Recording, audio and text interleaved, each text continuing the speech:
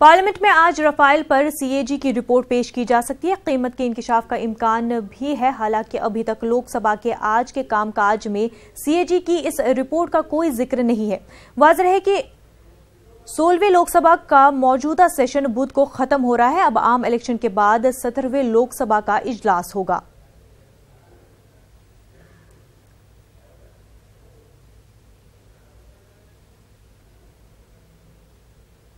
नहीं होने दो, देखेंगे उसमें क्या क्या लिखे हैं क्या नहीं लिखे। लेकिन मेरे राय में तो ऐसा दिख रहा है कि जब उन्होंने सील्ड कवर में सुप्रीम कोर्ट को अपनी राय दी थी, वही राय यहाँ पर आएगा।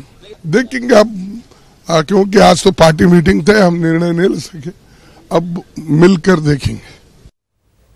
शुमाल मशरक़ी रियासतों में जबरदस्त एहतजाज के बावजूद हुकूमत शहरियत तरमीमी बिल को राज्यसभा में पेश करने जा रही है। ज़राए के मुताबिक वज़ीर दाखिला राजनाथ सिंह राज्यसभा में आज इस बिल को पेश कर सकते हैं। राजनाथ सिंह ने अरुणाचल प्रदेश और मणिपुर के वज़राए आला से इस सिलसिले में मुलाकात की थी। दोनों ने इस बिल पर तहफ़्फ़ुज़ात का इजहार किया और वज़ीर दाखिला से इस बात को यकीनी बनाने को कहा कि राज्यसभा में ये बिल मंजूर न हो सके।